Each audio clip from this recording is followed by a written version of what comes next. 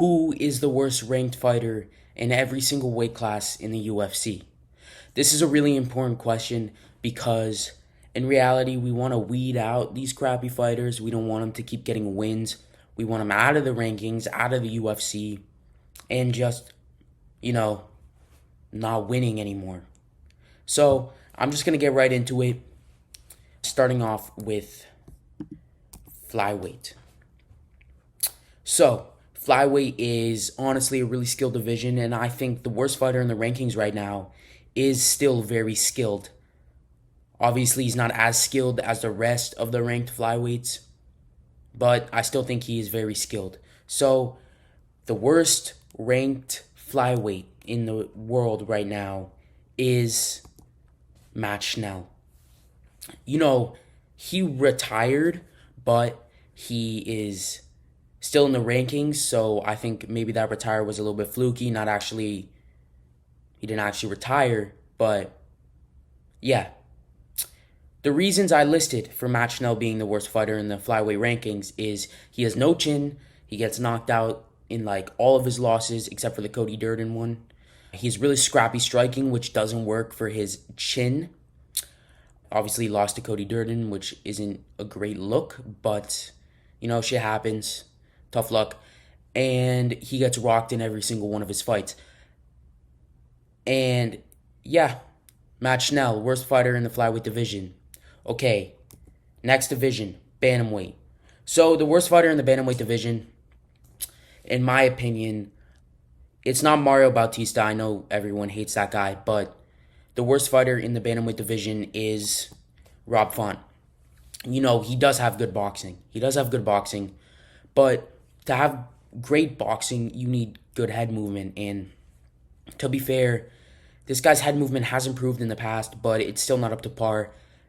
He's not really good at slipping. Obviously, he has a horrible chin. He gets dropped in every single one of his fights, except for the ones that he wins, and gets rocked. He has an open guard, which is like this, which leaves your face open for jabs and crosses.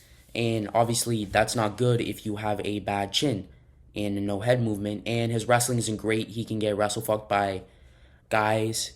So, yeah, Rob Font. Featherweight. So this fighter is very reliant on one part of his skill set. And obviously, to be a good fighter in MMA, you have to have more than just one skill or one thing. This isn't really even considered a skill because it's not much of a skill. So the worst fighter in the featherweight division is Josh Emmett. The reasons I put is he gets glazed by the commentators. Everyone says he's like goated for some reason. He's not. He's horrible. He doesn't even have that good of boxing. He does not throw straight punches. He's so telegraphed. He just throws big meaty hooks, big overhands. He's not even that good. And he just gets his ass glazed all the time by the commentators, by the MMA community. I heard Lucas Glazy say this guy deserves to be in the top 5, which is big bullshit, number one bullshit. But yeah, he's also annoying. Like, you see his interviews, bro just talks and talks and talks. Like, doesn't shut his mouth. It gets annoying, man. I mean, come on. Like, I'm a kid. I'm annoying, but this guy is on another level. He also has a big head, which he can't control, but it's open for shots, He's just a ball of muscle, as Joe Rogan says. He's just a ball of muscle. And, like, he's easy to hit. He doesn't have great movement, head movement. Yeah. Lightweight. So this fighter, he's been in the rankings for a while. He just had a big loss that happened. And Mateus Scamrot gets dropped in every single one of his fights.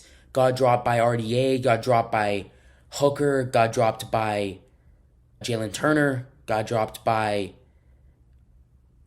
I'm blanking on his name right now. He got dropped by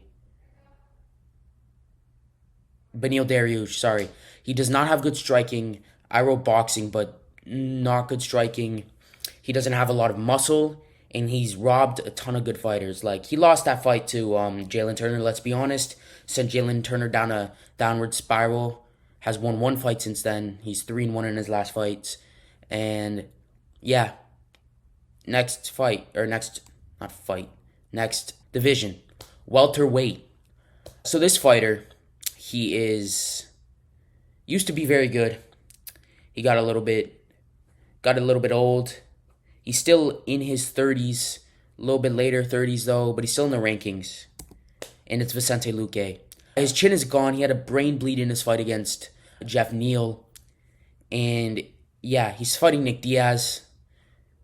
I mean, he's going to beat Nick Diaz, let's be honest. But, there are some people picking Nick Diaz against him, which is not a good sign, especially if you're in the rankings of the welterweight division. And yeah, I'm not going to be picking Nick Diaz. Yeah, his striking, he's slow now. He kind of gave up in his fight against Joaquin Buckley. And he just kind of laid there and took shots. Next division, middleweight. This fighter used to be very good, used to be very, very skilled, has a lot of good wins, but he has had a very, very steady decrease. He has lost his last 2 fights, last 3, I'm pretty sure, and passion. Jared Cannonier. He has low output. He lands under 100 strikes in all of his 5-round fights, except for his fight against Marvin Vettori, but that was a one-off. His chin isn't great. He got rocked bad by Imavov. He got dropped twice, I'm pretty sure, by Cal Barajo. And he got dropped once, went out twice in his fight against Cal Barajo. He doesn't throw kicks, which is a very important part of the game. He has a very low IQ when it comes to fighting. Obviously, that goes with low output, and he has just average wrestling. You need good wrestling to be a high caliber MMA fighter. And when you have just average wrestling, it's not great, especially when you're fighting people like Cal Barajo, who has very underrated wrestling. And yeah, next division, light heavyweight. This fighter in light heavyweight is the GOAT in some people's eyes. Very low skilled for the division. The last win he got was pretty good win, guillotine submission. The win before that was a big robbery. He got dropped twice in that fight. And it's Anthony Smith. He lost to Roman Dolidze, got backed up, got wrestle-fucked by Roman Dolidze. And if you're getting backed up by Roman Dolidze on the feet, you gotta, maybe that's time to hang it up. Because Roman Dolidze has horrible striking, got dropped by Imavov, yeah, no leg kick defense.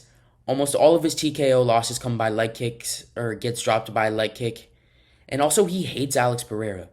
That's just, yeah, who hates Alex Pereira? Come on, he's the GOAT. Let's be real. Heavyweight, last division. Okay, this fighter is, Alexander Romanov. So, he's a wrestler, but he's also fat as hell. He has no cardio, and he has horrible striking. He gets beat up by almost everyone he loses to. He cannot go past round 1. He can't go past round 1, let alone the first minute of the round. And it's like watching a obese guy fight his neighbor. It's not even entertaining to watch him fight because he's slow, his movement's slow. Yeah, he's not great. Thanks for watching, everyone. This was a very entertaining video to make. And I hope you all have a good day. Thank you for watching.